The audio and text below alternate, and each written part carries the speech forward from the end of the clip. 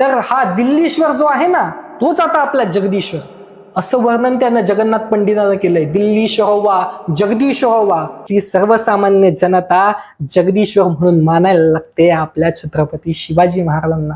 परंतु शिवाजी महाराजांनी त्या रायगडावरच्या महादेव मंदिराला जगदीश्वराचं नाव दिलं आणि आम्ही त्याचे सेवक आहोत.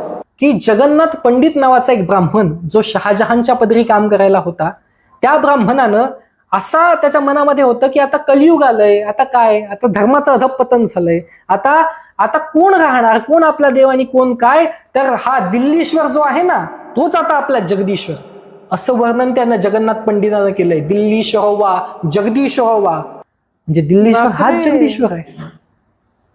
यावेळी शिवाजी महाराज स्वतःचा राज्याभिषेक करवतात, स्वतः राज्याभिषिक्त राजे होतात आणि त्यावेळी इथली सर्वसामान्य जनता जगदीश्वर म्हणून मानायला लागते आपल्या छत्रपती शिवाजी महाराजांना.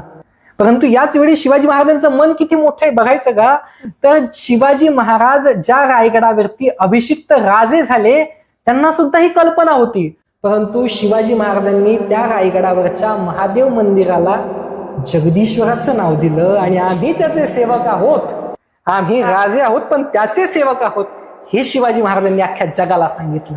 हे आमचे शिवाजी महाराज. 400 वर्षांपूर्वी आम्ही त्यांचं स्मरण करतो ना, त्याचं कारण ते हेच. आणि भारी आहे आणि जो तू पहिला प्रश्न विचारला होता की महाराजांनी राज्याभिषेकाची कारण ती काय, राज्याभिषेक करून घ्यायची गरज निर्माण काय झाली, तर हे मी माझ्या शब्दात सांगण्यापेक्षा पुन्हा एकदा तुमच्या आमच्या सगळ्यांचा लाडका कृष्णाजी अनंत सभासद इतक्या सुंदर शब्दात सांगतो की त्यांनी आपण आपला शेवट करूया की कृष्णाजी अनंत सभासद असं लिहितो. हे जर तू प्रेक्षकांकडे बघून सांगितलंस तर जास्ती छान वाटेल. तर आपण सभासद असं लिहितो की या पृथ्वीवर सर्वत्र म्लेच्छ पातशहा, मराठा पातशहा एवढा छत्रपती झाला, ही गोष्ट काही सामान्य झाली नाही.